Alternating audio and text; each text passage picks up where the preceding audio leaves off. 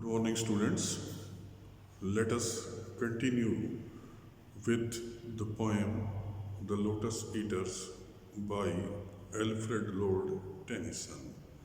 Up to now, we have studied first two stanzas in which there was the description of the landscape on African coast where Ulysses and his companions rested or stopped for a while. Poet further writes, the charmed sunset lingered low adown in the red west. It is a scene of the evening. The sun is setting in the west direction and the scene is very charmed. It is very attractive. It is very fascinating. He says that the charmed sunset lingered low adown. Setting sun was slowly coming down towards the earth, and as a result of that, as it was setting in the west direction became red in color. Through mountain clefts, the dale was seen far inland. Another scene, through the breach of the mountains, from in between the mountains, there was visible a dale, an open valley. It was seen far away, whereas this island is concerned or this landscape is concerned. And the yellow down bordered with balm, whereas the ground is concerned, the field is concerned, it was yellow in color because of lotus plant, lotus flowers, lotus fruit, and it was bordered, it was fancied by palm trees. The yellow down bordered with palm and many a winding vale and meadows. There were also visible a number of winding vales, zigzag, not straight in itself. There were meadows, there were greenery, there were greenland, there were valleys, but they were not in the proper systematic order, they were in a zigzag form. Set with slender galingale. These meadows, these valleys, they were decorated with slender, thin galingale. Galingale is a sedge, it is a type of plant with thin stem.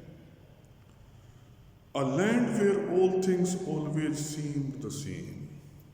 It was the land, it was the area where it seemed that all the things always remain as such, remain the same. And round about the keel with faces pale, the dark faces pale against that rosy flame, the mild-eyed, melancholy lotus eaters came. After some time, what happened? Round about the keel that boat, that ship, it was noticed that after some time, around the ship, with faces pale, with pale, drowsy, exhausted faces, dark faces, faces which were dark pale, there is a contrast with the red color of the west direction. Against that rosy flame, against the light, the red light of the setting sun, they were standing there. The inhabitants of this island, they were standing there around the ship. The mild-eyed, melancholy lotus eaters came. Very gentle-eyed, sad, serious, melancholy stricken, The Lotus Eaters, the inhabitants of that lotus land, they came. Branches they bore of that enchanted stem, laden with flower and fruit. As they came there, they brought with them the branches of the plant of lotus. And it is called enchanted stem. Enchanted as if it was having certain magical quality. The branches, the stem of the plant, they brought with them laden with flower and fruit. On these branches, there were lotus flower as well as the fruit, whereof they gave to each. These branches of the plant, these lotus flower or lotus fruit, it was given to all the companions by these inhabitants of lotus land. But whoso did receive them and taste, but whosoever received that flower, received that fruit, and consumed it, tasted it, there was a magical reaction on their bodies. To him the gushing of the wave far, far away did seem to mourn and rave. To him, the movement of the water waves in the sea, it seemed, the roar of the sea, it seemed as if it is becoming slow. It seemed as if it is groaning, as if the waves and the sea itself is full of sufferings. Far, far away did seem to mourn and rave on alien shore. When they looked far away, at a distance, distant, far off sea, what they observed? They observed as if the water waves, as if the sea itself is groaning because of suffering. And if his fellow spake, his voice was thin. After consuming, after eating lotus fruit, if any one of the companion of Ulysses, he tried to speak, he could not speak properly. His voice was very thin, very slow. His voice was thin as voices from the grave, as if someone who is there in the graveyard and murmuring in a very slow voice.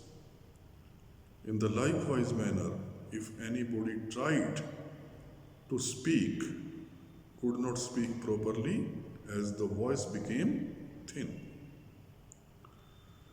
And deep asleep he seemed, yet all awake. The condition of that person who tried to speak, it seemed as if the person is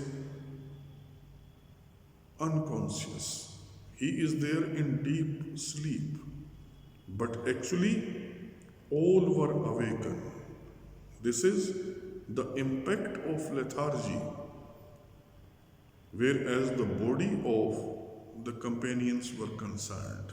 This may also be considered the intoxicated effect or impact of lotus fruit or lotus flower. And deep asleep he seemed, yet all awake, and music in his ears his breathing heart did wake. In such an intoxicated situation, in such a silent atmosphere, they could even hear the beating sound of their heart. Such silence, such drowsiness, such heavy atmosphere was there on that island, as observed as well as felt by the companions after eating the lotus fruit. Now come to the fifth stanza of the opening part, the fifth Spenserian stanza. They sat them down upon the yellow sand. All the companions, they came out of the ship and sat down on the land, on the earth, which is again considered yellow, which was full of lotus plants, lotus flowers, and lotus fruit. They sat them down upon the yellow sand between the sun and the moon upon the shore. They sat down on the ground. Sun and the moon both were visible at that time. In the west direction, the setting sun was visible, and in the east direction, the rising moon was also visible. And in between, the sun and the moon, both, whereas these companions were concerned, they sat down and started taking rest. And sweet it was to dream of fatherland, of child and wife and slave. It was very pleasant there to be there, sitting there, resting there, and think about their native land, their children, their wives, because they have been away from their native lands for more than 20 years. After 20 years, they were returning to their home, their native land. But evermore most weary seemed the sea. Again they observed, and this time the sea, it seemed as if it was much more tired, much more weary. Weary the oar. It was quite difficult to sail in this sea by these intoxicated as well as tired companions. Weary the wandering fields of barren foam. Even the surface of the sea, there was foam on the surface. Everything, it seemed to them as if it was tired, it was lethargic. Then someone said, then someone out of the group, out of the companion, he started speaking. We will return no more. He said that we will not return to our native land, our fatherland. And all at once they sang. As he spoke, he was followed by all the companions. At once, everyone started saying in a singing manner, our island home is far beyond the wave, we will no longer roam. Whereas our fatherland is concerned, it is far away, beyond the sea. It is difficult for us to continue the voyage, to continue our journey. And they all started singing that we will no longer roam. We are not going to wander here and there anymore. We will remain here, we will take rest here, and it is enough. Whereas their constant labor, constant toil for 20 years is concerned.